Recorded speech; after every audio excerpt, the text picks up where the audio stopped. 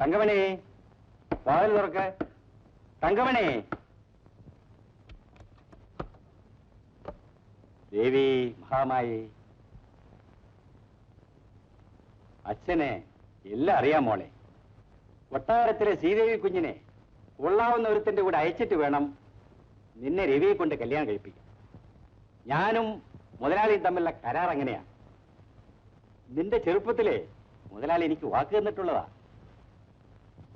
അത് നടക്കില്ല. നമ്മൾ പാവങ്ങളാ. ആര് പറഞ്ഞിട്ടേ നമ്മളെ പാവങ്ങളാണെന്ന്? കൊട്ടാരത്തിലെ സ്വത്തിന്റെ നേർപകുതി നിനക്കുള്ളതാ. പിന്നെ ഇതൊക്കെ വെറും വേഷമല്ലേ? വേണ്ട, അച്ഛനത് ആലോചിക്കേണ്ട. എനിക്ക് ശിവേട്ടന്റെ ഭാര്യയാകാൻ കഴിയില്ല.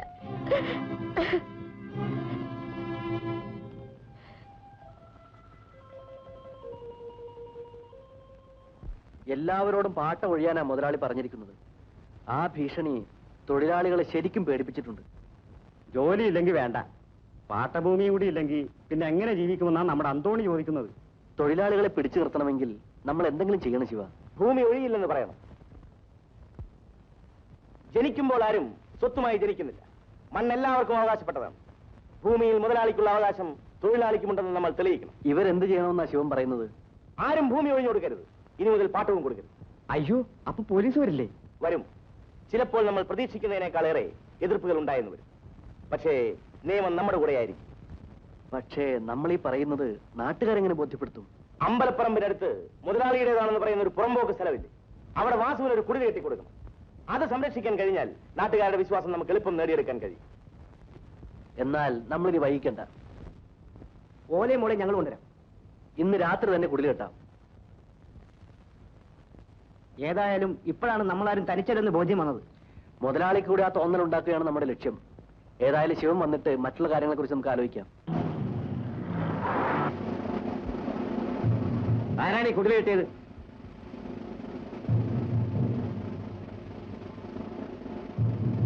ചോദിച്ചു കേട്ടില്ലേ ആരാണെന്ന്? ഇത് വാസുവിന്റെ വീടാണ്. പൊളിച്ചു മാറ്റടാ. ഇതൊരാളുടെ വീടാണ്, പൊളിച്ചു മാറ്റാൻ പറ്റില്ല. നീ ആരാത് പറയാൻ? മാറിയിക്ക്, പൊളിച്ചു മാറ്റടാ. വാസുവിന് സംസാരിക്കാൻ കഴിയില്ല. ഞാൻ അയാളുടെ കൂട്ടുകാരനാണ്, അതുകൊണ്ടാണ് ഞാൻ പറയുന്നത്. ഇത് പൊളിക്കാൻ വേണ്ടി അല്ല കെട്ടിയത്. പൊളിച്ചു മാറ്റൂ. തൊട്ടുപോരുത്. വേണ്ട, തന്നെ അറസ്റ്റ് ചെയ്തിരിക്കുന്നു. ഇവരെ ജീപ്പ് കയറ്റണം. പൊളിച്ചു മാറ്റൂ.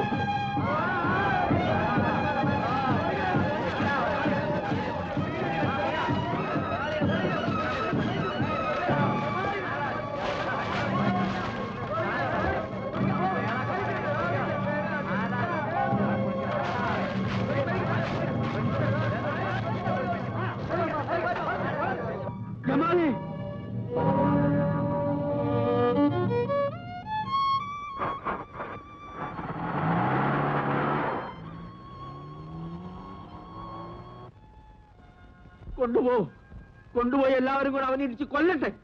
പോലീസ് വന്നപ്പോ നേതാവ് എവിടെ പോയി? കുടുങ്ങിയത് ആ പാവു. മറ്റാ ബുദ്ധിയുള്ളവനാ, അവൻ നേരത്തെ സ്ഥലം വിട്ടു. അവൻ ഈ നാട് മുടിപ്പിച്ചേ പോകും. കമ്പനിയിൽ നിന്ന് കുറെ എണ്ണത്തിനെ പിരിച്ചു വിടിപ്പിച്ചു. ഒപ്പം പാട്ടൊഴിയെന്നും പറഞ്ഞ് കുറെ എണ്ണത്തിനെ തിരിപ്പിക്കുകയും ചെയ്തു. അല്ല, ഇന്നലെ വന്നവനെ പുറകെ കൂടാനാണല്ലോ.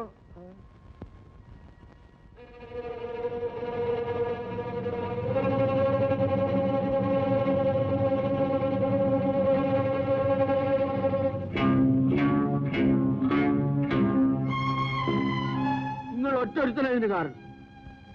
നിങ്ങളുടെ വാക്ക് കേട്ടോണ്ടാ എന്റെ ജമാലിനെ പോലീസ് അറസ്റ്റ് ചെയ്തുകൊണ്ടുപോയി. നമുക്ക് ജമാല് വലിയവനാ. ഇനി ഒരക്ഷരം വേണ്ടി പോരുത്. എല്ലാം നമുക്ക് മനസ്സിലായി. സഖാവ് വന്നിരിക്കുന്നു. സഖാവ് തന്നെ ആരണോ നേതാവാക്കിയത്? ഉള്ള കഞ്ഞിയും വെള്ളവും കുടിച്ചു കിടന്ന് ഞങ്ങളെ പട്ടിണിക്കാക്കിയില്ലേ? ഇല്ലേ? എന്തിനാ സംസാരിച്ചിരിക്കുന്ന മമ്മൂട്ടി? ഒടുക്കവൻ ചെയ്യപ്പെട്ടതൊന്ന്. ഇവനെ തല്ലി എന്റെ കൈ പുഴുക്കും. നശിച്ചവൻ.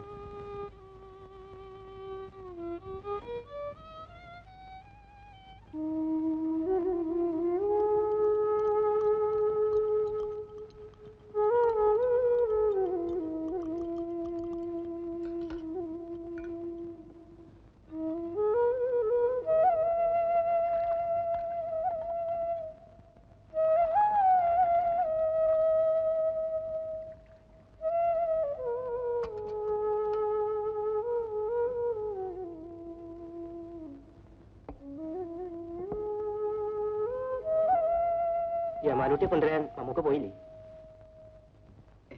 ജമാലിന് 100 വയസ്സാ. ദേ വരുന്ന ആള്.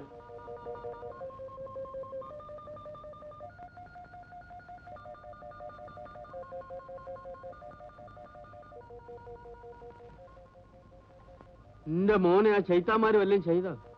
ഇല്ല പാപ്പ, അവരെന്നെ ഒന്നും ചെയ്തില്ല.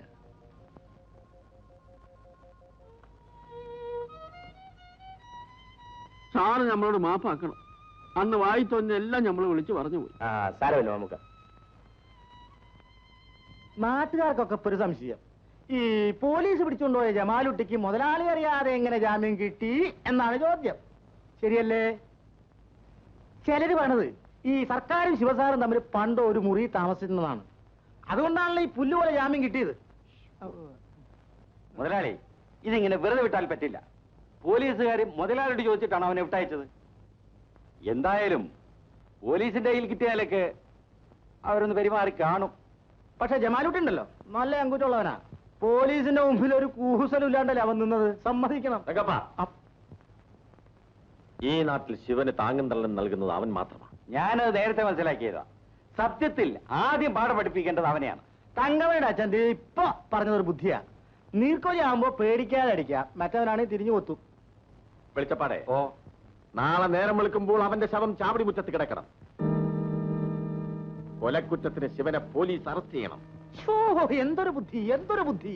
ഒരു വെട്ടിക്ക് 2 പക്ഷി. ശിഷ്യൻ ചത്തും പോകും, ശിവൻ അകത്തും പോകും. എന്തൊക്കെയായാലും മുതലാളി മുതലാളി തന്നെയാണോ? വെളിച്ചപ്പാടെ, മനസ്സിലായി. ഞാൻ ആ വർഗീസിനെയും കൂട്ടുകാരെയും ഇങ്ങോട്ട് പറഞ്ഞയക്കാം. ജമാൽ, ജമാൽ, ശിവൻ സാറിനെ ആരെ കൂടി അടിക്കുന്നു. ശിവനോ? എവിടെ? ആ മൈതാനത്ത്.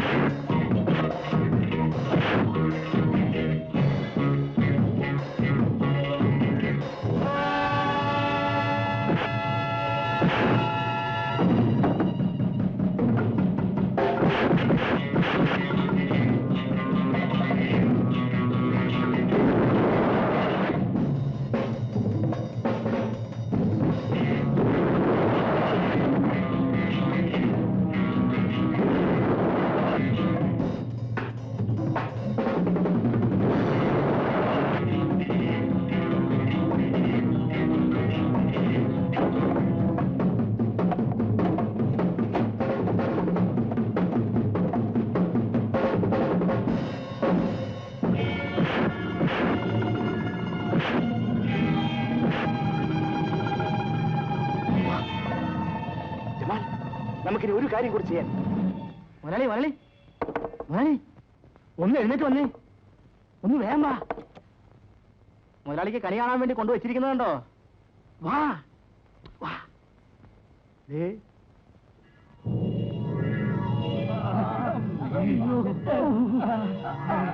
എന്നാലും അവനെ സമ്മതിക്കണം. ഇവന്മാരൊക്കെ കെട്ടിയിട്ട് പാഴ്സലായിട്ട് അയച്ചില്ലേ?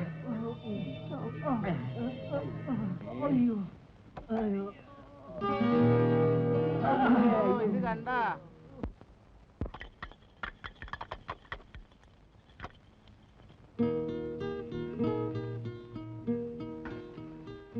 തിരിച്ചടി നന്നായിരിക്കുന്നു, എനിക്കിഷ്ടമായി. എന്താ ഒന്നും മിണ്ടാത്തത്? എന്നെ ശത്രുപക്ഷത്താക്കിയിരിക്കുകയാണോ? ശ്രീദേവി വന്നത് നന്ദിനിക്കുട്ടിയെ കാണാനായിരിക്കും. അല്ല, ശിവൻ ചേട്ടനെ കാണാൻ. എന്താ, എനിക്ക് കാണാൻ വന്നൂടെ? പിന്നെന്താ, പക്ഷേ ശ്രീദേവിക്ക് വിഷമം തോന്നരുത്. നമ്മൾ രണ്ടുപേരും ജീവിതത്തിന്റെ രണ്ട് ധ്രുവങ്ങളിലാണ്. എനിക്ക് തന്നെ നിയന്ത്രിക്കാൻ കഴിയാത്ത ഒരു പ്രത്യേക ടൈപ്പാണ് ഞാൻ. എന്ന് സ്വയം തീരുമാനിച്ചതല്ലേ? അത് മാത്രമല്ല, ശ്രീദേവി എന്നെ ഇഷ്ടമല്ലായിരിക്കും. ശ്രീദേവി ആരാണ് ഇഷ്ടപ്പെടാത്തത്? എന്റെ അവസ്ഥ പറഞ്ഞു മനസ്സിലാക്കാൻ പ്രയാസമാണ്. എങ്കിൽ അതിനുവേണ്ടി ബുദ്ധിമുട്ടണ്ട. മനസ്സിലാക്കിയെടുത്തോളം എനിക്കിഷ്ടമാണ്. I love you.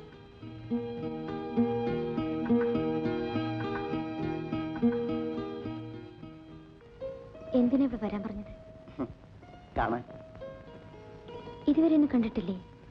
എനിക്ക് നിന്നെ എത്ര കണ്ടാലും മതിയാവില്ല. എന്നാൽ അച്ഛനോട് പറഞ്ഞ് വേഗം നമ്മുടെ കല്യാണം നടത്താൻ പറയൂ. കൊള്ളാം.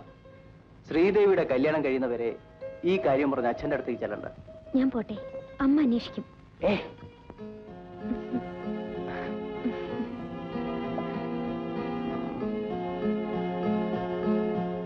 കല്യാണം കഴിഞ്ഞാലും ഇല്ലെങ്കിലും നന്ദിനിക്കുട്ടി എന്നും എന്റേതല്ലേ.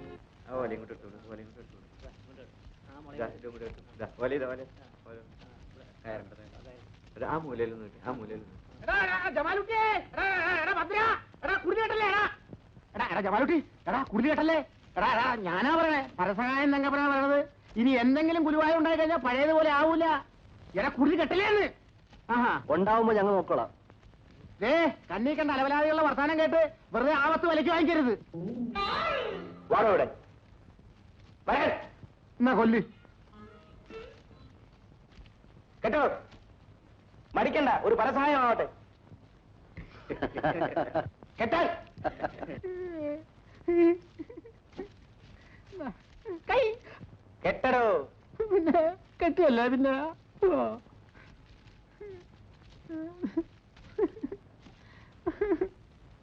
മാറിക്കോ. ഇവിടെ അല്ലേ? കയറെടുക്ക് കയറെടുക്ക്.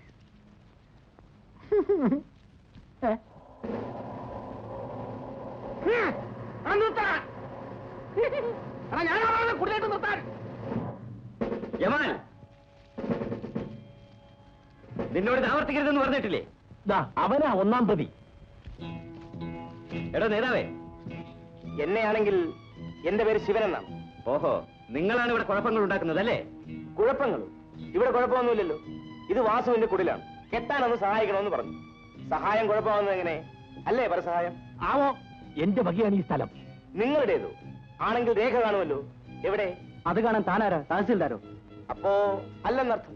വാസുവിന്റെയാണ് ഈ സ്ഥലം എന്നുള്ളതിന് നിങ്ങളുടെ കയ്യിൽ രേഖയുണ്ടോ? അതില്ലെങ്കിലും വാസുവിന്റെ കുടിൽ പൊളിക്കാതിരിക്കാനുള്ള ഒരു രേഖയുണ്ട്. കോടതിയുടെ സ്റ്റേ ഉത്തരവ്. ഇതിന്റെ അവകാശ തർക്കം തീരുന്നതുവരെ ഇവിടെ മറ്റാരും കയ്യേറാൻ പാടില്ല. എന്താ ഇൻസ്പെക്ടർ, ശരിയല്ലേ? കോടതി സ്റ്റേയോ? എനിക്കെതിരെയോ? സൂക്ഷിച്ച് സംസാരിക്കണം, കോർട്ട് ലക്ഷ്യമാകും. ക്ഷമിക്കണം മുതലാളി, കോടതി ഉത്തരവിനെ എതിർക്കാൻ ഞങ്ങൾക്ക് അധികാരമില്ല. കമ്പനി ഉണ്ടാക്കാൻ ഈ പാവം വാസുവിന്റെ കുടിൽ പൊളിച്ചു മാറ്റിയ കാലത്ത് ഇവിടെ നിയമമില്ലായിരുന്നു അല്ലേ മുതലാളി? I am very sorry mister Shivan.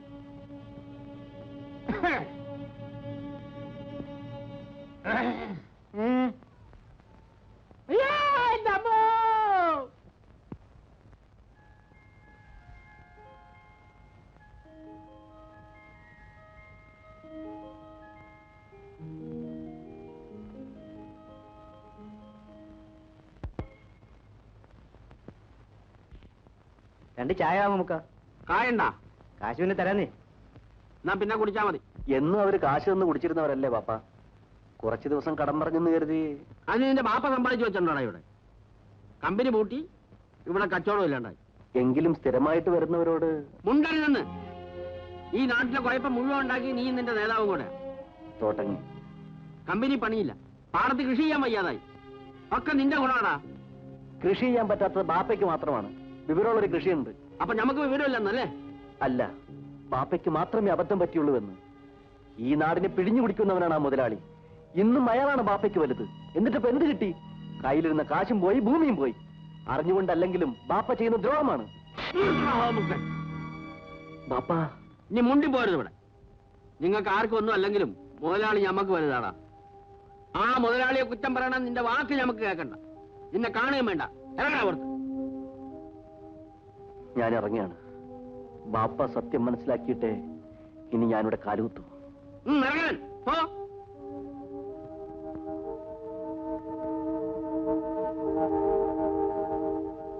Shivan എന്ത് പറഞ്ഞാലും ഞാൻ എന്നെ കടയിലേക്കില്ല. നാട്ടുകാർ എന്നെയാണ് കളിയാക്കുന്നത്. നാട്ടുകാരുടെ മുഴുവൻ തെറ്റുകരുത്തം നടക്കുന്ന എനിക്ക് എന്റെ ബാപ്പയെ പറഞ്ഞ് മനസ്സിലാക്കാൻ കഴിയുന്നില്ലെന്ന് തോന്നാലോ? അതെല്ലാം അങ്ങ് ശരിയാകും ജമാലെ. പക്ഷെ ബാപ്പയോട് പിണങ്ങരുത്. പെട്ടെന്നുണ്ടാകുന്ന ദേഷ്യം കൊണ്ട് എന്തെങ്കിലും പറയുന്നു വെച്ചാലും ജമാൽ എന്ന് വെച്ചാൽ ജീവനാ മമ്മൂക്ക്. അല്ലെന്ന് ഞാൻ പറഞ്ഞില്ലല്ലോ.